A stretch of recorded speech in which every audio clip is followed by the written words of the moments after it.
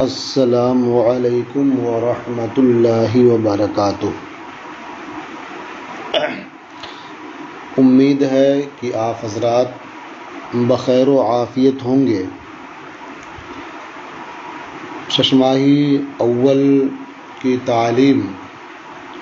On line آپ نے حاصل کی۔ اب آج سے ششماہی دوم کی تعلیم شروع ہوتی ہے۔ خامسہ میں ششماہی دوم کی مقدار مشکوٰۃ المصابیح کے لیے جو مقرر ہے وہ کتاب الرقاق صفحہ نمبر 439 سے باب رؤیت اللہ تعالی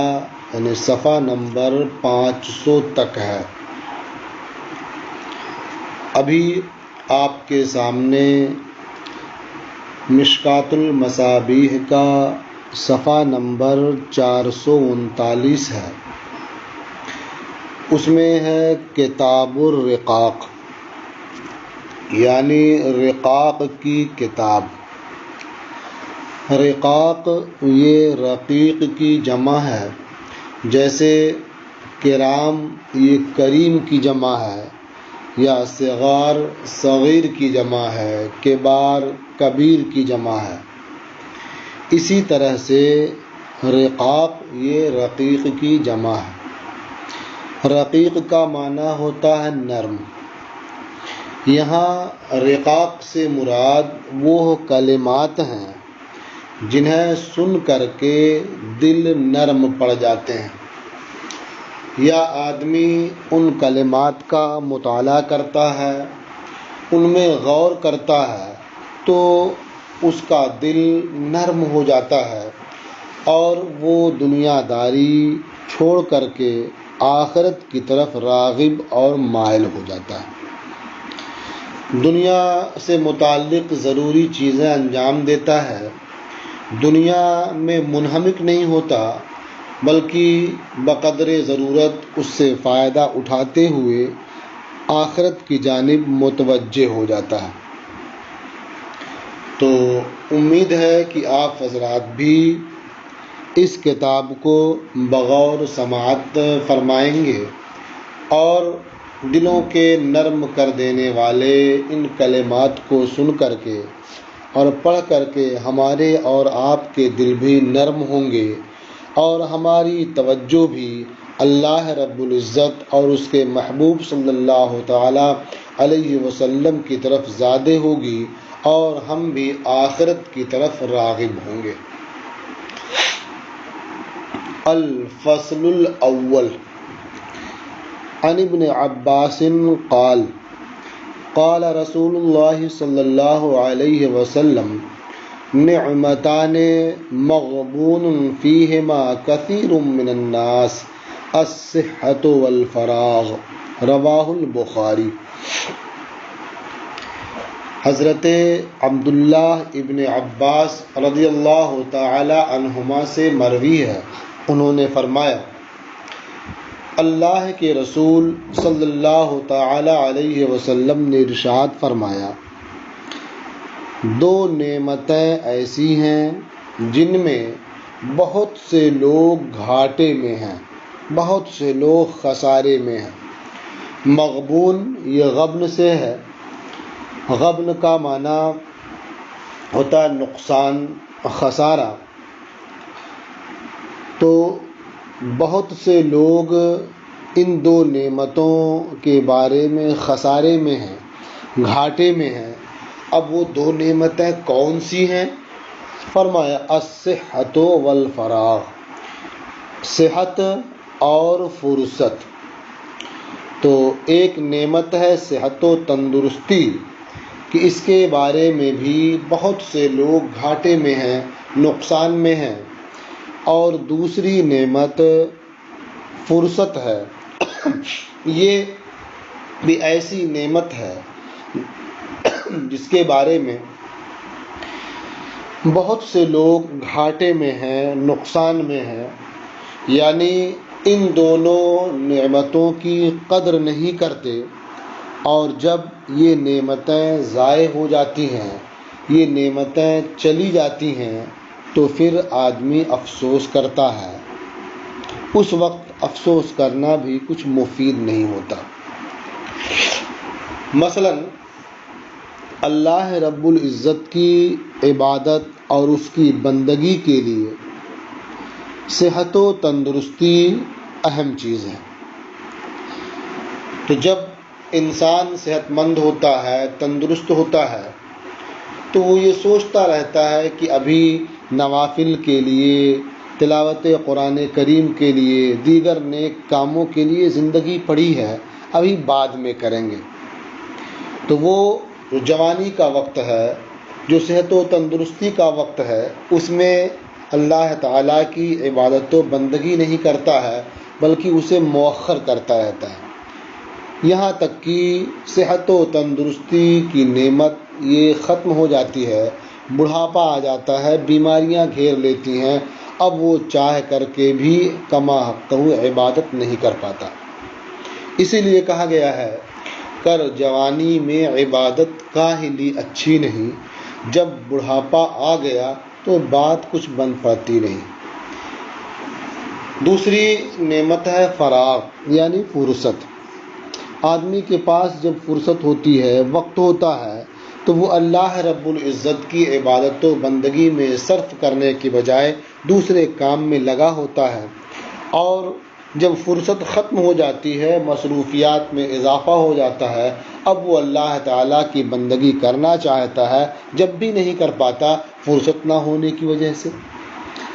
تو اس طرح سے یہ دو نعمتیں جب بندے کو حاصل ہوتی ہیں تو ان کی قدر نہیں کرتا، اور جب یہ نعمتیں چلی جاتی ہیں تو پھر بعد میں افسوس کرتا ہے۔ یا اس کا مطلب یہ ہے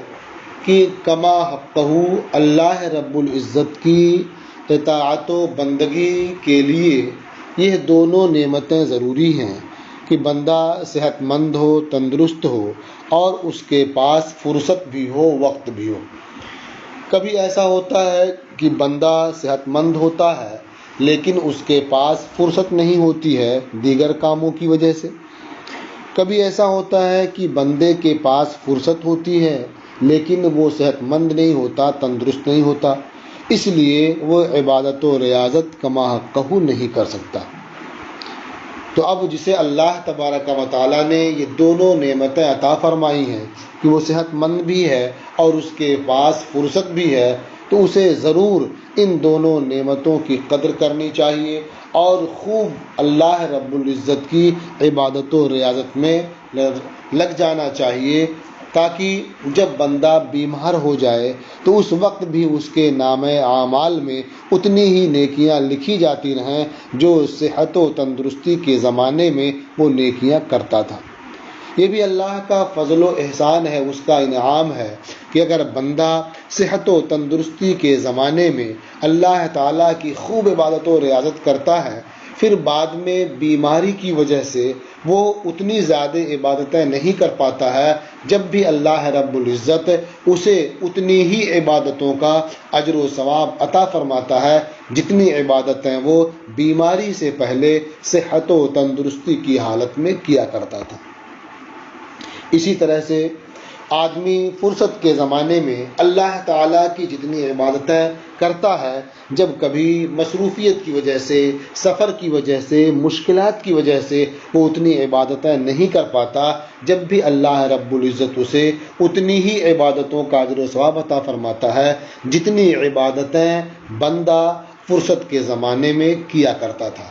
تو یہ اللہ تعالیٰ کا بہت بڑا فضل و احسان ہے۔ اب اگر بندہ صحت و تندرستی اور فرصت کے لمحات کو ضائع کر دے اور اللہ تعالیٰ کی کما حق و عبادت نہ کرے تو اس سے بڑے گھاٹے میں کون ہو سکتا ہے۔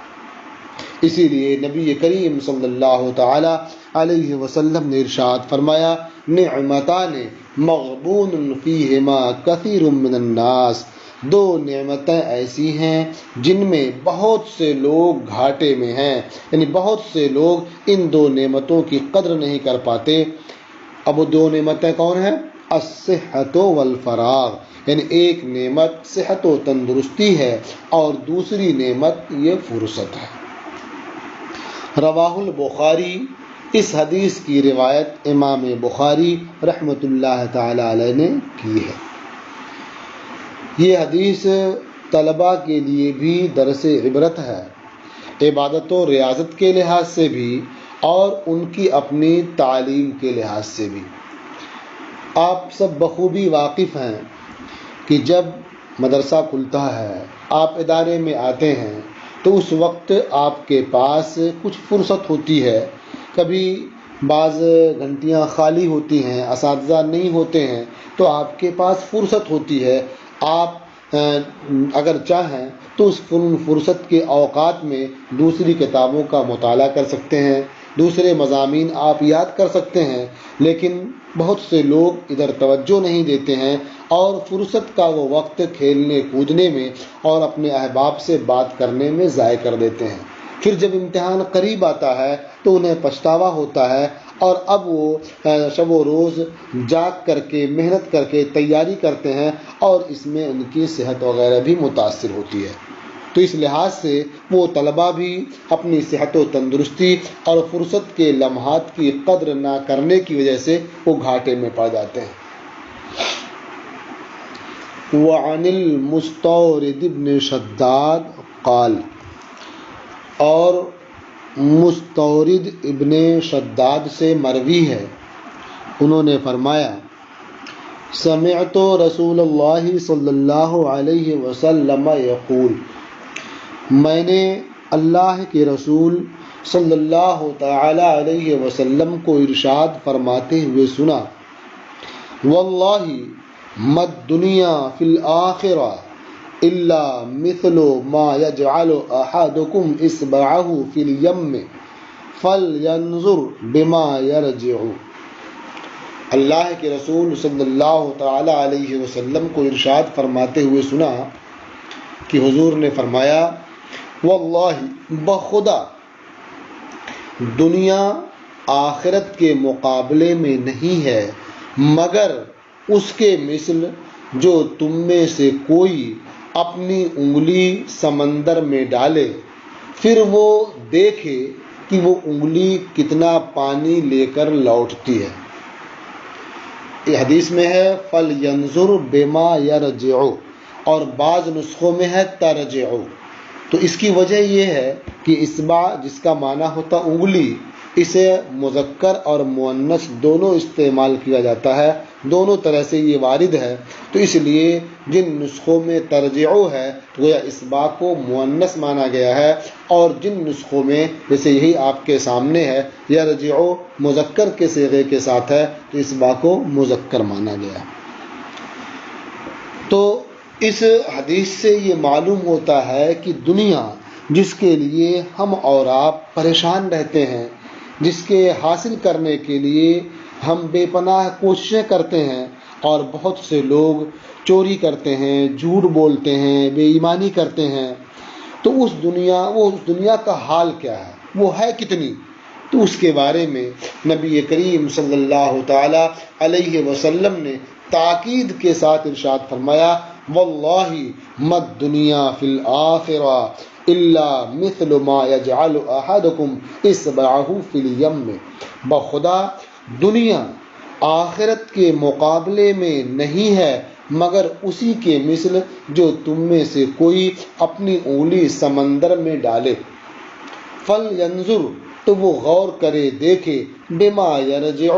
کہ وہ انگلی کتنا پانی لے کر لوٹتی ہے، واپس آتی ہے۔ ظاہر ہے جب آدمی سمندر میں انگلی ڈالے گا پھر اس کے بعد وہ انگلی نکالے گا تو انگلی اس کی تر ہوگی یا زیادہ سے زیادہ ایک قطرہ یا دو قطرہ پانی انگلیوں میں سے بعد میں ٹپک سکتا ہے۔ تو گویا انگلی بہت زیادہ پانی لے کر کے لوٹی تو ایک قطرہ یا دو قطرہ ہوگا، اس سے زیادہ وہ انگلی پوری سمندر سے پانی لے کر نہیں لوٹ سکتی۔ تو جو نسبت اس ایک قطرے یا انگلی کی تری کی ہے سمندر کے مقابلے میں، تو وہی نسبت بظاہر سمجھانے کے لیے دنیا کی آخرت کے مقابلے میں ہے۔ یعنی بندہ زندگی بھر دنیا کمانے میں لگا رہے، دنیا کی نعمتیں حاصل کرتا رہے، جب بھی دنیا کی ساری نعمتیں وہ پا لے، جب بھی وہ کتنا پا سکے گا؟ بالکل ایسے ہی جیسے سمندر میں انگلی ڈالا ہو اور ایک قطرہ اس کی انگلی کے ساتھ آ گیا ہو۔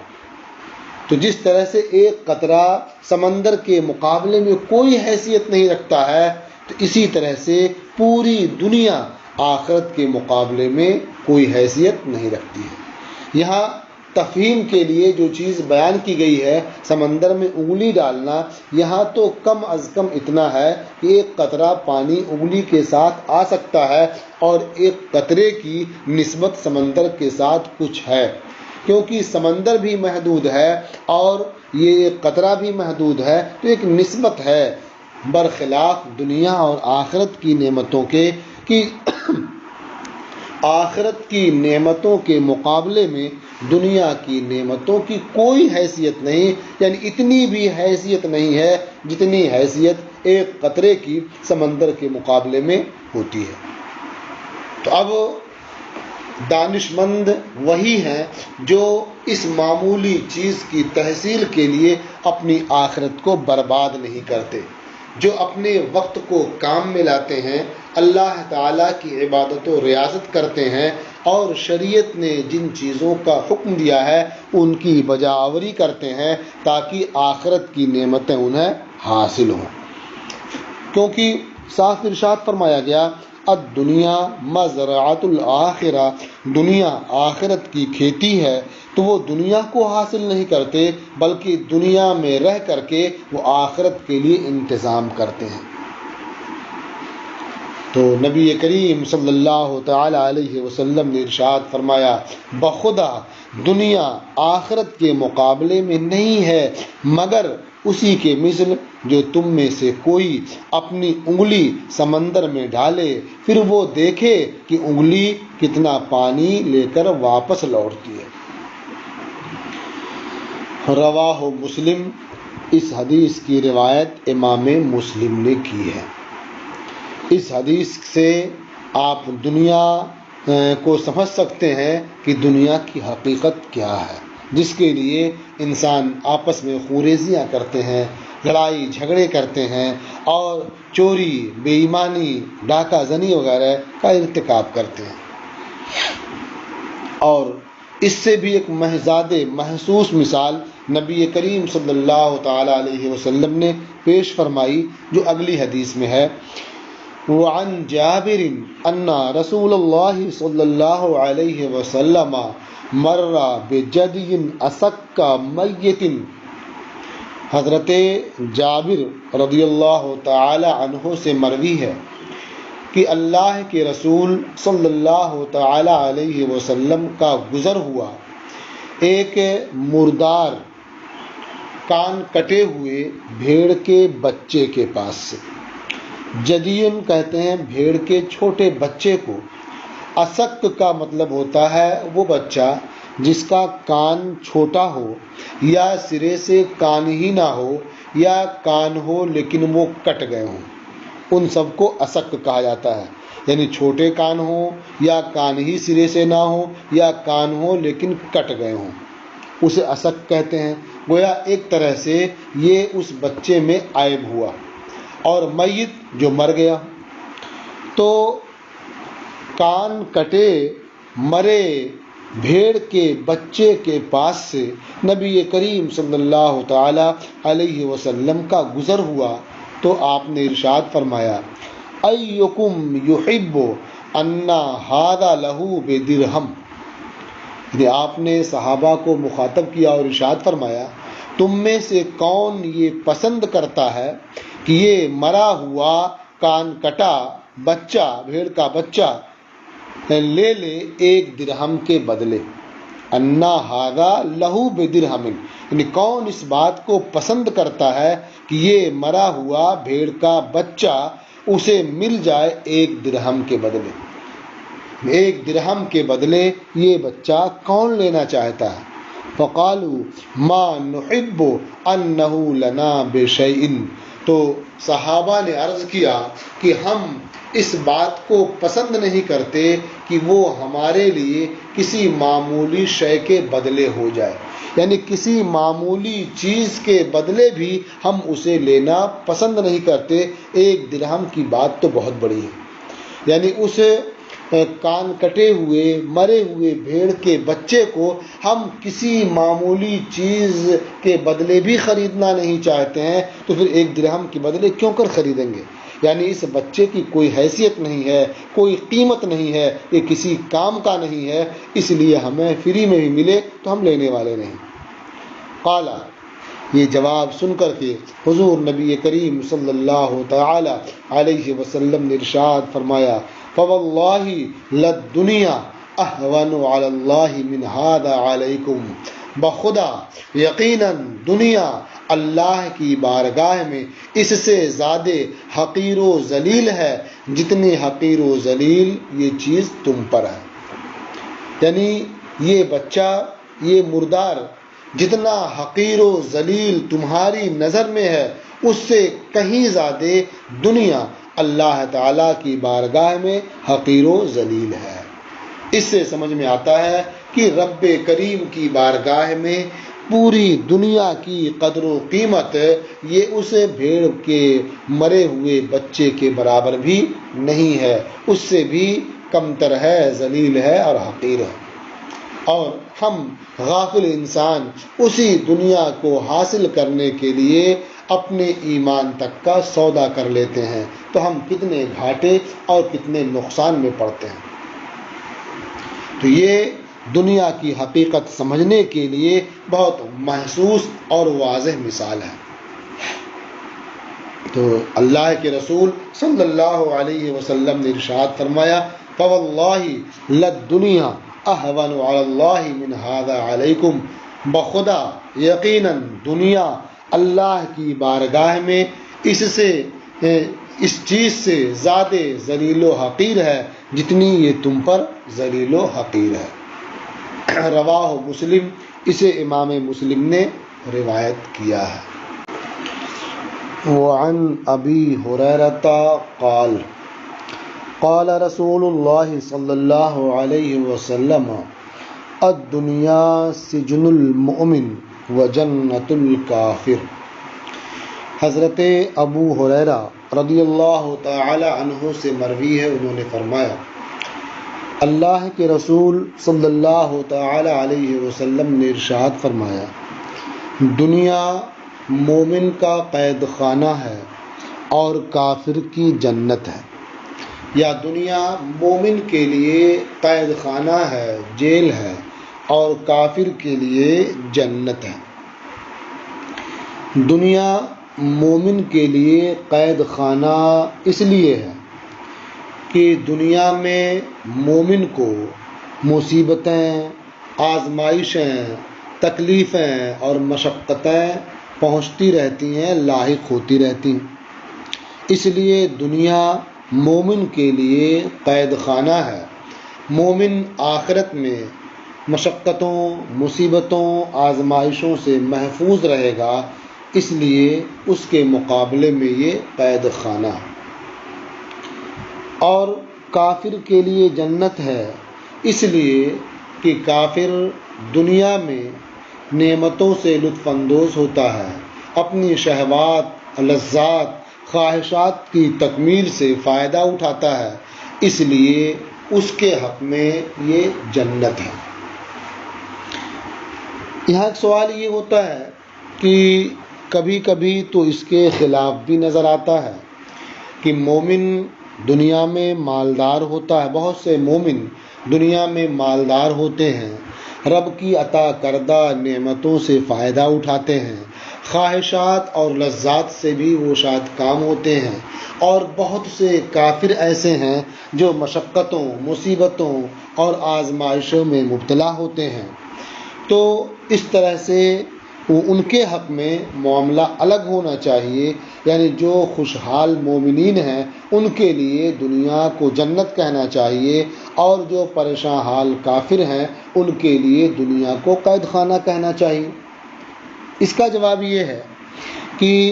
مومن کو دنیا میں جتنی بھی نعمتیں ملیں اور جتنا بھی وہ نعمتوں سے فائدہ اٹھائے وہ آخرت کی نعمتوں کے مقابلے میں کچھ بھی نہیں ہے، کوئی ان کی حیثیت نہیں ہے۔ تو اس آخرت کی نعمتوں کے مقابلے میں دیکھیں تو دنیا ان کے لیے قید خانہ ہے۔ اور کافر دنیا میں کس قدر بھی مصیبتوں میں مبتلا ہو جائے، مشقتوں اور تکلیفوں میں پڑ جائے، لیکن آخرت کی تکلیف کے مقابلے میں یہ تکلیف کچھ بھی نہیں ہے، اس لیے دنیا اس کے حق میں جنت ہے۔ تو جو کہا گیا دنیا مومن کے لیے قید خانہ ہے، تو یا تو اس لیے کہ اس مومن کو دنیا میں مصیبتوں اور تکلیفوں کا سامنا ہوتا ہے، یا یہ کہ دنیا میں مومن کو جو بھی نعمتیں میسر ہیں آخرت کی نعمتوں کے مقابلے میں ان کی کوئی حیثیت نہیں ہے، اس لیے یہ قید خانہ ہے۔ اور کافر کے لیے جنت ہے، یا تو اس لیے کہ وہ دنیا کی نعمتوں سے فائدہ اٹھاتا ہے اور اپنی خواہشات اور لذات سے لطف اندوز ہوتا ہے، یا اس لیے کہ دنیا میں اسے جو بھی پریشانیاں اور مشقتیں پہنچتی ہیں یہ مشقتیں، یہ پریشانیاں آخرت کی مشقتوں اور پریشانیوں کے مقابلے میں کچھ بھی نہیں ہیں، اس لیے یہ دنیا اس کے حق میں جنت ہے۔ اور ایک توجیہ اس کی یہ بھی ہے کہ نبی کریم صلی اللہ تعالی علیہ وسلم نے جو ارشاد فرمایا کہ دنیا مومن کے لیے قید خانہ ہے، یہ حقیقت میں مومن کی زندگی گزارنے کا طریقہ بیان کیا گیا۔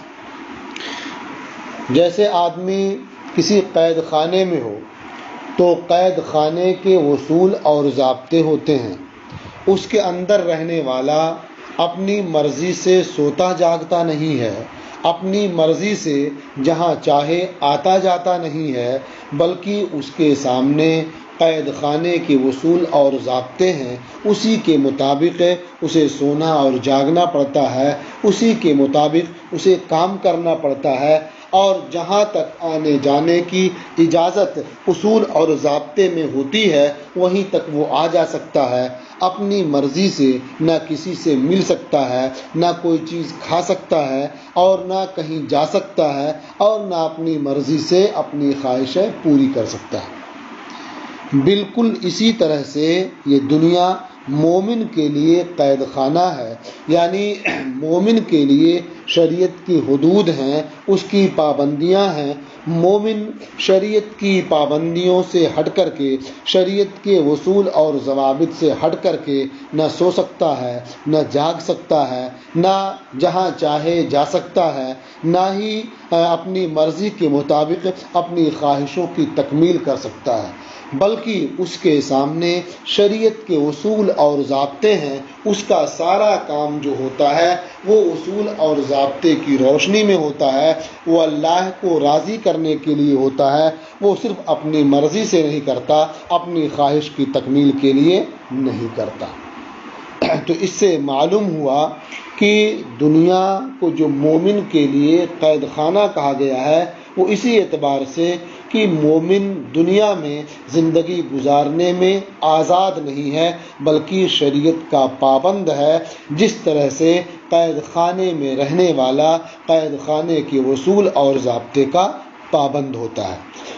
برخلاف کافر کے لیے جنت ہے۔ جس طرح سے جنت میں جنتیوں کو اس بات کا اختیار ہوگا کہ وہ جہاں چاہیں آئیں جائیں، جو چاہیں کھانے کی خواہش کریں، جیسی خواہش ہوگی انہیں وہ چیز ملے گی، وہ نعمت انہیں حاصل ہوگی۔ اسی طرح سے یہ دنیا کفار و مشرکین کے لیے ہے کہ ان کے سامنے شریعت کی قیود نہیں ہے، اس کی حدود نہیں ہے، وہ اس کے اصول اور ضابطے نہیں ہیں، وہ جس طرح سے چاہتا ہے کھاتا پیتا، وہ جس طرح سے چاہتا ہے رہتا ہے، جو چاہتا ہے کھاتا پیتا ہے، جہاں چاہتا ہے آتا جاتا ہے، اس کے لیے شریعت کی طرح سے شریعت کی کوئی پابندی نہیں ہوتی ہے، اس کے لیے ان کا کوئی لحاظ نہیں ہوتا ہے۔ تو اس لحاظ سے دنیا مومن کے لیے قید خانہ ہے اور کافر کے لیے جنت ہے۔ رواہ مسلم، اسے امام مسلم نے روایت کیا۔ وعن انس قال، اور حضرت انس رضی اللہ تعالی عنہ سے مروی ہے، انہوں نے فرمایا قال رسول اللہ صلی اللہ علیہ وسلم ان اللہ لا یظلم مؤمنا حسنۃ یعطى بها فی الدنیا ویجزى بها فی الآخرہ۔ اللہ کے رسول صلی اللہ تعالی علیہ وسلم نے ارشاد فرمایا، بے شک اللہ رب العزت کسی مومن کے لیے کسی نیکی کو کم نہیں کرتا ہے۔ لا یظلم مؤمنا حسنۃ، کسی مومن پر کسی نیکی کو کم نہیں کرتا ہے، کسی نیکی کے بارے میں ظلم نہیں فرماتا ہے۔ یعطى بها فی الدنیا، نیکی کے بدلے اسے دنیا میں عطا کیا جاتا ہے، وَيُجْزَى بِهَا فِي الْآخِرَةِ، اور اس کے بدلے آخرت میں اجر و ثواب دیا جائے گا۔ یعنی مومن کوئی نیک کام کرتا ہے تو اللہ رب العزت اس کی نیکی کا بدلہ دنیا میں بھی عطا فرماتا ہے، اس کے رزق میں برکت پیدا فرماتا ہے، اس کی مشکلات کو دور فرما دیتا ہے، اس کے لیے آسانیاں فراہم کرتا ہے، اور اس نیکی کی وجہ سے آخرت میں اسے اجر و ثواب بھی عطا فرمائے گا۔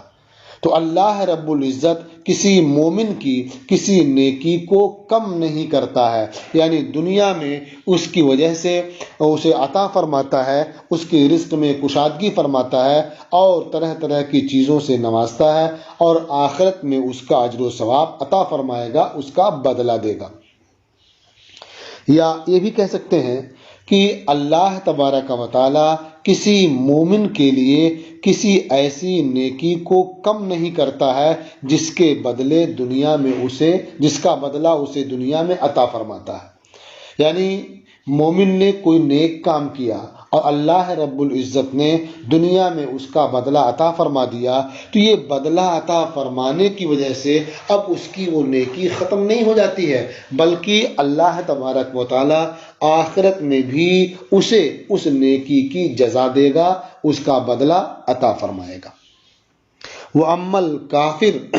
اور رہا کافر، فَيُطْعَمُ بِحَسَنَاتِ مَا عَمِلَ بِهَا لِلَّهِ فِي الدُّنْيَا، تو اسے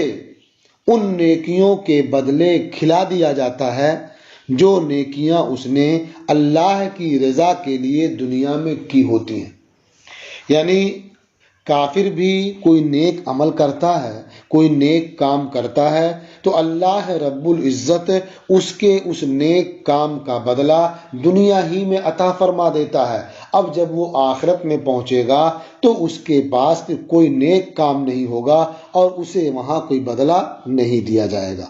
حتی اذا افضى الى الآخرة لم يكن له حسنة يجزى بها، یہاں تک کہ جب کافر آخرت میں پہنچے گا تو اس کے پاس کوئی نیکی نہیں ہوگی جس کا اسے بدلہ دیا جائے، جس کا اجر و ثواب اسے دیا جائے۔ تو یہ اللہ تعالیٰ کا فضل اور احسان ہے مومن پر، کہ مومن اگر نیکی کرتا ہے تو اللہ تبارک و تعالیٰ دنیا میں اس کا بدلہ عطا فرماتا ہے، اور اس کی وجہ سے اس کی نیکی وہ ختم نہیں ہوتی ہے، بلکہ آخرت میں بھی اس نیکی کا اجر و ثواب عطا فرمائے گا۔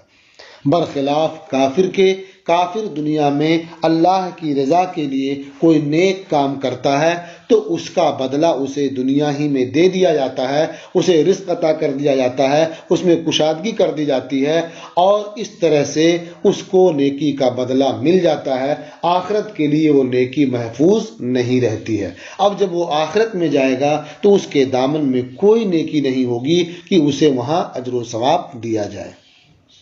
بعض روایتوں میں یہ آتا ہے کہ جو کفار و مشرکین دنیا میں نیک کام کرتے ہیں، اللہ کی رضا کے لیے کرتے ہیں، تو انہیں بھی آخرت میں بدلہ دیا جائے گا۔ تو اس کا مطلب یہ ہے کہ دنیا میں ان کے نیک عمل کی وجہ سے آخرت میں ان کے عذاب میں تخفیف ہوگی، یعنی ان کے نیک اعمال کی وجہ سے انہیں وہاں جنت کی نعمتیں نہیں ملیں گی، آخرت کی نعمتیں نہیں ملیں گی، بس اتنا ہو سکتا ہے کہ ان کے نیک اعمال کی وجہ سے ان کے عذاب میں تخفیف ہو جائے۔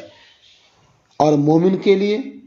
نیک کام کرتا ہے تو اللہ تبارک و تعالی دنیا میں بھی اسے عطا فرماتا ہے اور آخرت میں بھی اسے عطا فرمائے گا۔ رواہ مسلم، اسے امام مسلم نے روایت کیا ہے۔ وعن ابی ہریرہ قال، اور حضرت ابو ہریرہ سے مروی ہے، انہوں نے فرمایا قال رسول اللہ صلی اللہ علیہ وسلم حجبت النار بالشہوات وحجبت الجنت بالمکارہ، متفق علیہ۔ اللہ کے رسول صلی اللہ تعالی علیہ وسلم نے ارشاد فرمایا، آگ شہوتوں سے چھپا دی گئی ہے اور جنت ناپسندیدہ امور سے، مکارہ سے چھپا دی گئی ہے۔ یہ حدیث متفق علیہ ہے، مگر امام مسلم کے روایت میں حجبت کی جگہ حفت ہے، یعنی اس میں ہے حجبت النار بالشہوات، اور امام مسلم کی روایت میں ہے حفت النار بالشہوات۔ دونوں کا مفہوم ایک ہے، یعنی جہنم کے سامنے خواہشات کا پردہ ڈال دیا گیا ہے اور جنت کے سامنے مکارہ کا پردہ ڈال دیا گیا ہے۔ تو جب بندہ خواہشات کا ارتکاب کرتا ہے تو اب خواہشات کا پردہ چاک کر دیتا ہے، تو اب جہنم میں جانے کا وہ انتظام کر لیتا ہے، وہ جہنم میں اس کی وجہ سے داخل ہوگا۔ اور جب بندہ مکارہ کا پردہ چاک کرتا ہے، اسے ہٹاتا ہے، تو وہ جنت میں داخل ہوتا ہے۔ تو اس سے سمجھ میں آیا کہ جب بندہ شہوات میں مبتلا ہوگا، اس پردے کو ہٹائے گا تو پھر وہ جہنم میں داخل ہوگا، اور جب بندہ مکارہ کے پردے کو ہٹائے گا، جو انسانی طبیعت پر گراں گزرتے ہیں اعمال، انہیں اللہ کی رضا کے لیے کرے گا تو وہ جنت میں داخل ہوگا۔ جیسے مکارہ، ٹھنڈک کا زمانہ ہو تو آدمی کو فجر میں وضو کرنا بڑا دشوار لگتا ہے، یا عشاء میں وضو کرنا بڑا مشکل معلوم ہوتا ہے، یہ اس کی طبیعت کو ناپسند ہوتا ہے۔ انسان چاہتا ہے کہ وضو نہ کرنا پڑے تو کتنا اچھا ہوگا، لیکن اس وقت بھی جو اللہ کو راضی کرنے کے لیے اس کا وضو کرتا ہے اور اس کے بعد نماز پڑھتا ہے، تو گویا وہ جنت کے پردے کو ہٹاتا ہے، اب وہ جنت میں داخل ہو سکتا ہے۔ تو پردے سے چھپانے کا مطلب یہی ہے کہ جو چیز جس پردے سے چھپا دی جاتی ہے، جب تک اس پردے کو ہٹایا نہیں جاتا ہے، اس چھپائی گئی چیز تک پہنچا نہیں جا سکتا۔ تو جہنم کو خواہشات کے ذریعہ چھپا دیا گیا ہے، تو جب تک آدمی خواہشات کا ارتکاب نہیں کرے گا، جب تک جہنم میں نہیں جائے گا۔ اسی طرح سے جنت یہ مکارہ کے ذریعہ چھپا دی گئی ہے، جب تک بندہ مکارہ کا ارتکاب نہیں کرے گا، اسے عمل میں نہیں لائے گا، جنت میں داخل نہیں ہوگا۔ وعنہ قال، اور انہی سے مروی ہے، فرمایا قال رسول اللہ صلی اللہ علیہ وسلم تعس عبد الدینار وعبد الدرہم وعبد الخمیصہ۔ اللہ کے رسول صلی اللہ تعالی علیہ وسلم نے ارشاد فرمایا، تعیسہ، اس کا معنی ہوتا ہے ناکام ہونا، نامراد ہونا۔ تو تعیسہ عبد الدینار، دینار کا بندہ، دینار کا غلام،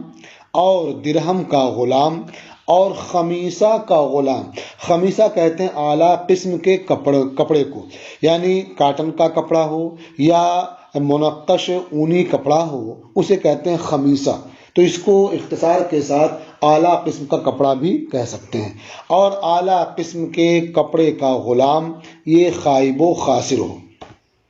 ان کا حال کیا ہوتا ہے؟ ان عطیہ رضیہ، کہ اگر اسے دیا جائے تو وہ راضی ہو جائے، یعنی جو دینار کا غلام ہے اسے دینار ملے تو راضی ہو جائے، وَإِن لَمْ يُعْطَ سَخَطَ، اور اگر نہ دیا جائے تو ناراض ہو جائے۔ یہی حال اس کا ہے جو درہم کا غلام ہے، کہ درہم اسے ملے تو راضی رہے، نہ ملے تو ناراض ہو جائے۔ اعلیٰ قسم کے کپڑوں کا جو غلام ہے ان کا بھی حال یہی ہے، عمدہ کپڑے ملے تو راضی ہیں، نہ ملے تو ناراض ہیں۔ ان کے بارے میں پھر فرمایا اللہ کے رسول نے، تعیسہ من تکسا، یعنی یہ دینار، درہم اور اعلیٰ قسم کے کپڑوں کے غلام یہ خائب و خاسر ہوں اور ناکام و نامراد ہوں۔ وَإِذَا شِيكَ فَلَن تُكْشَ، اور جب انہیں کانٹا چبھے تو نہ نکالا جائے۔ تو یہ سب دعا کے طور پر بھی ہو سکتا ہے اور خبر کے طور پر بھی ہو سکتا ہے۔ یعنی